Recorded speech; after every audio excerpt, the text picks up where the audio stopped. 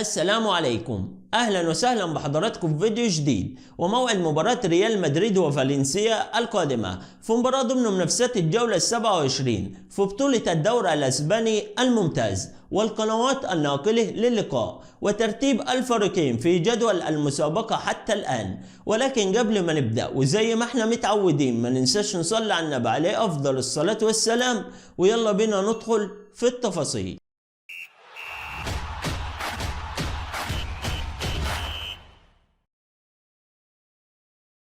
اهلا بكم من جديد. وموعد المباراة والقنوات الناقلة ان شاء الله هيواجه نادي ريال مدريد نادي فالنسيا في مباراة ضمن منافسات الجولة 27 في بطولة الدوري الاسباني الممتاز. المباراة هتكون يوم السبت المقبل الموافق 2 مارس 2024 2/3/2024. المباراة هتكون الساعة 9 مساء بتوقيت تونس والمغرب والجزائر، الساعة 10 مساء بتوقيت القاهرة والسودان، 11 مساء بتوقيت السعودية والعراق، 12 صباحا بتوقيت الإمارات. إن شاء الله سوف تبث المباراة عبر قناة بي إن سبورت HD 1. القناة الحاصلة على بث حقوق المباراة. أما عن ترتيب الفريقين في جدول المسابقة حتى الآن، ترتيب الفريقين حتى الآن في جدول المسابقة: يحتل نادي ريال مدريد المركز الأول في جدول المسابقة برصيد 65 نقطة، بينما يحتل نادي فالنسيا المركز التاسع في جدول المسابقة برصيد 27 نقطة.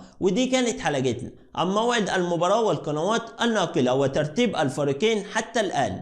ما تنساش تدعمنا بلايك وتشترك في القناة وتفعل الجرس عشان يوصلك إشعار بكل جديد. ودي كانت حلقتنا، وانتظرونا في فيديو جديد.